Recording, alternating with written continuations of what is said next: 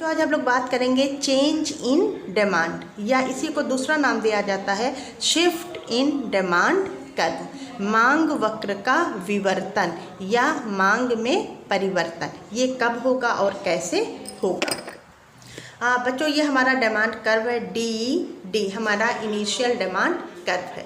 Market में कुछ ऐसी स्थितियां होती हैं कि ये हमारा डिमांड कर्व जो डी था, इनिशियल डिमांड कर्व, ये ऊपर की ओर शिफ्ट होकर D1 हो जाता है, या कई बार यह अंदर की ओर, जो इनिशियल था उससे अंदर की ओर आकर D2 के रूप में सामने आता है। तो इसको हम नाम देते हैं शिफ्ट इन डिमांड कर्व, यानी कि जो इनिशियल डिमांड कर्व है वो कभी D1 के रूप में अपनी स्थिति ले लेगा, तो कभी D2 के रूप में अपनी स्थिति ले लेगा, अपनी जगह से शिफ्ट हो जाएगा। इसी को हम कहते हैं शिफ्ट इन डिमांड कर्व, या इसी को हम नाम देते हैं चेंज इन डिमांड। तो जो शिफ्ट इन डिमांड कर्व है या जो चेंज इन डिमांड है, इसके 2 टाइप्स होते हैं। एक को हम कहते हैं इंक्रीज इन डिमांड और दूसरे को कहते हैं डिक्रीज इन डिमांड। इंक्रीज का मतलब है डिमांड कर्व में कब इंक्रीज होगा और कब डिक्रीज होगा। इसी के विषय में इस वीडियो में हम लोग डिटेल में स्टडी करेंगे। बच्चों, हम शुरुआत करेंगे अपने डिमांड फंक्शन से। dx is a function of px PRYTE, where dx quantity demanded, demand of commodity x, px price of commodity x, PR price of related goods, y income, t taste and preference, e future expectations। इस पूरे demand function को हम 2 part में, ये इसके determinants हैं। इस demand के ये ढेर सारे डिटर्मिनेंट्स होते हैं। इन सारे डिटर्मिनेंट्स को 2 पार्ट में डिवाइड कर दिया जाता है। एक है हमारा px, उसको हम पार्ट 1 बना लेंगे, और जो px के अलावा जितने भी डिटर्मिनेंट्स हैं इन सबको हम सेकेंड पार्ट में ऐड करते हैं। अब ये सेकेंड पार्ट जो है इसको हम कहते हैं अदर थिंग्स, और पार्ट 1 को क्या नाम दिया जाता है, प्राइस। अब हम बात कर रहे हैं यहाँ पर कि शिफ्ट इन डिमांड कर्व कब होगा। तो शिफ्ट कब होगा, जब पार्ट 1 हमारा कांस्टेंट रहे, यानी कि price of commodity X remains constant. जब price of commodity X constant है और चेंज इन अदर थिंग्स, यानी कि रिलेटेड कमोडिटीज़ की प्राइस चेंज हो जाए, या इनकम या टेस्ट एंड फ्यूचर एक्सपेक्टेशंस में चेंज आने की वजह से कभी हमारी डिमांड बढ़ जाती है तो कभी हमारी डिमांड घट जाती है। इसी को नाम दिया जाता है increase and decrease in demand. अब हम देखते हैं कि कब इंक्रीज इन डिमांड होगा और कब डिक्रीज इन डिमांड होगा। Prices remains constant due to increase in other factors. When if quantity demanded increases, then it is known as increase in demand, जिसको कि हम मांग में वृद्धि का नाम देते हैं। इसके पहले वाले क्लास में आपने पढ़ा था मांग का विस्तार, यहाँ आप पढ़ रहे हैं मांग में वृद्धि। इंक्रीज और एक्सटेंशन, इन दोनों में अंतर है। आपने यहाँ देखा क्या हमने किया, यहाँ पर हमने प्राइस को, जो पार्ट 1 है उसे कांस्टेंट रखा और सेकंड पार्ट में इंक्रीज किया। कंज्यूमर की इनकम बढ़ गई, कंज्यूमर का टेस्ट बढ़ गया, फ्यूचर एक्सपेक्टेशंस में चेंज आया। इन सारे फैक्टर्स में चेंज की वजह से अगर क्वांटिटी बढ़ जाती है, डिमांड बढ़ जाती है, तो उसको नाम दिया गया है इंक्रीज इन डिमांड। जबकि एक्सटेंशन इन डिमांड में हमने क्या किया था, सेकेंड पार्ट को कांस्टेंट मान लिया गया था और फर्स्ट पार्ट में चेंज आया था। यहाँ पर ठीक उसके विपरीत हो रहा है, यहाँ फर्स्ट पार्ट को कांस्टेंट माना जाएगा और सेकेंड पार्ट में चेंज होगा। अब बच्चों, इंक्रीज इन डिमांड को हम शेड्यूल और रेखा चित्र की हेल्प से एक्सप्लेन करेंगे। शेड्यूल में आप देखिए, फर्स्ट कॉलम में हमने प्राइस शो की है और सेकंड कॉलम में क्वांटिटी शो की जा रही है। देखिए यहाँ पर क्या है, प्राइसेस कांस्टेंट रखने हैं, यानी प्राइस 10 रुपीज़ पहले भी थी और बाद में भी 10 रुपीज़ ही बनी हुई है।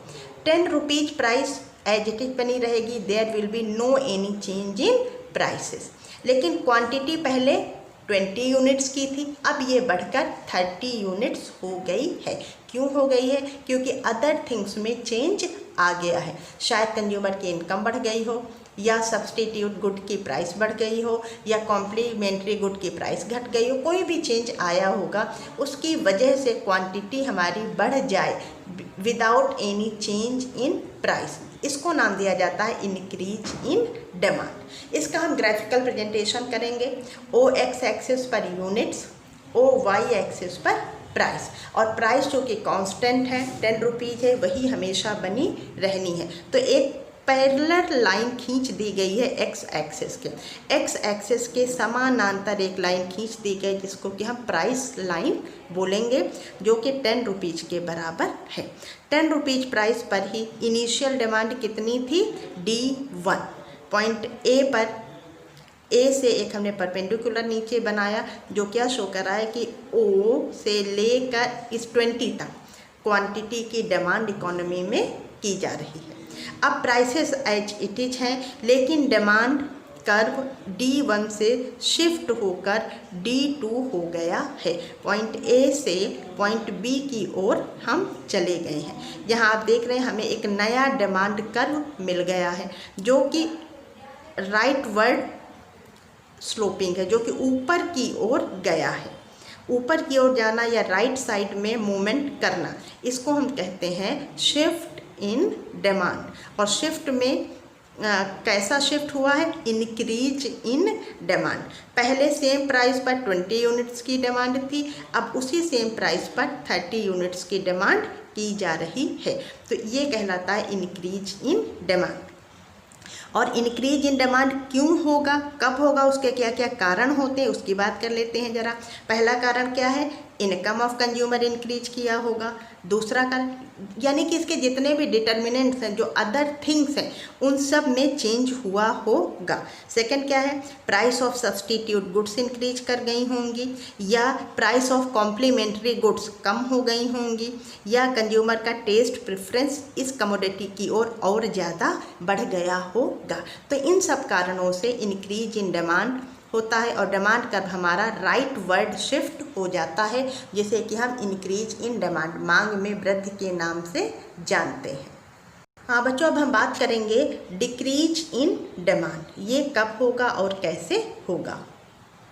ये कब होगा? When prices remains constant and other things में चेंज आए। चेंज कैसा है?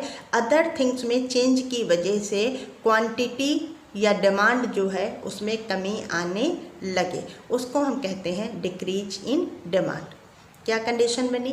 When prices remains change due to change in other things demand decreases, उसे नाम दिया जाएगा डिक्रीज इन डिमांड, मांग में कमी। आप देख सकते हैं प्राइस 10 रुपीज़ पहले थी और बाद में भी 10 रुपीज़ ही बनी हुई है, लेकिन क्वांटिटी डिमांडेड पहले 30 यूनिट्स थी और बाद में घटकर 20 यूनिट्स हो गई है। इसे नाम दिया जाएगा डिक्रीज इन डिमांड। ग्राफ्स बनाते हैं।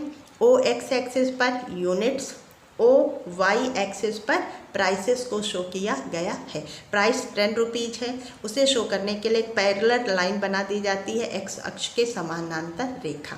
इनिशियल डिमांड कर्व D1 है। पॉइंट ए से एक परपेंडिकुलर नीचे बनाया गया है, जो ये बता रहा है कि 10 रुपीज़ प्राइस पर 0 से ओ से लेकर 30 तक 30 यूनिट्स की डिमांड की जा रही थी। प्राइस अभी भी 10 रुपीज़ ही बनी हुई है, लेकिन डिमांड अब घट गई है, घटकर 20 यूनिट्स ही रह गई है। हमें एक नया डिमांड कर्व मिल गया है, जो कि D2 नाम का डिमांड कर्व है।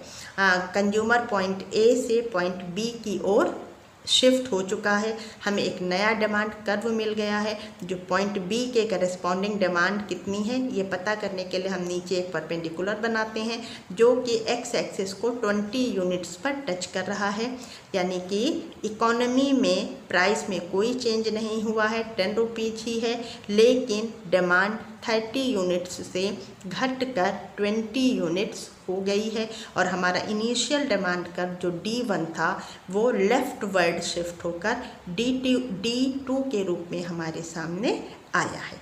इसे हम कहते हैं डिक्रीज इन डिमांड। अब हम बात कर लेते हैं कि ये डिमांड में डिक्रीज हुआ क्यों, क्या कारण है। प्राइसेस कांस्टेंट हैं, लेकिन जो अदर थिंग्स हैं उनमें चेंज आया है।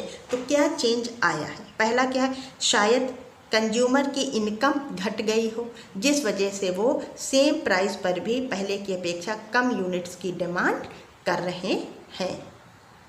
दूसरा क्या कारण हो सकता है, शायद price of substitute goods decrease हो गई हो। जो इसका सब्सटीट्यूट गुड था मार्केट में, उसकी प्राइस कम हो गई है, लोगों ने सब्सटीट्यूट की डिमांड बढ़ा दी है, इस वजह से इस गिवन कमोडिटी की डिमांड कम हो गई है और डिमांड कर्व D1 शिफ्ट होकर D2 हो गया है। या ऐसा भी हो सकता है कि मार्केट में कॉम्प्लीमेंट्री गुड की प्राइस बढ़ गई हों, जिस वजह से उस कमोडिटी की डिमांड कम हुई होगी और उसकी पूरक वस्तु जो कि गिवन कमोडिटी है, इसकी डिमांड ऑटोमेटिकली कम हो जाएगी। ये भी हो सकता है कि फ्यूचर एक्सपेक्टेशंस कुछ ऐसी हो गई हों कि फ्यूचर में प्राइस घटने की संभावना हो, इस वजह से भी लोगों ने गिवन प्राइस पर डिमांड घटा दी है।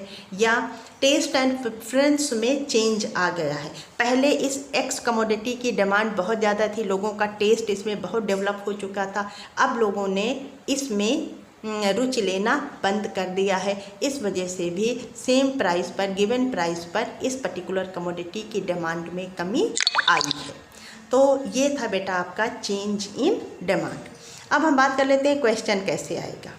यहाँ पर आपसे सीधे सीधे पूछ लेंगे कि शिफ्ट इन डिमांड क्या होता है, डिमांड कर्व कब राइट वर्ड शिफ्ट होता है और कब लेफ्ट वर्ड शिफ्ट होता है। राइट वर्ड शिफ्ट का मतलब क्या हुआ, इंक्रीज इन डिमांड, और लेफ्ट वर्ड आने का मतलब क्या होता है, डिक्रीज इन डिमांड। या आपसे पूछा जा सकता है कि what is the difference between decrease in demand and contraction in demand. मांग में कमी और मांग में संकुचन, ये दोनों क्या होते हैं, इनमें क्या अंतर है, एक्सप्लेन कीजिए। या आपसे पूछ सकते हैं इंक्रीज इन डिमांड और एक्सटेंशन इन डिमांड क्या होते हैं, इन दोनों को की कंडीशंस क्या हैं, कब कब कब ये स्थितियाँ बनेंगी। तो इन सारी चीज़ों को ध्यान में रखकर बच्चों आप इसकी स्टडी करेंगे। ओके बेटा, थैंक यू।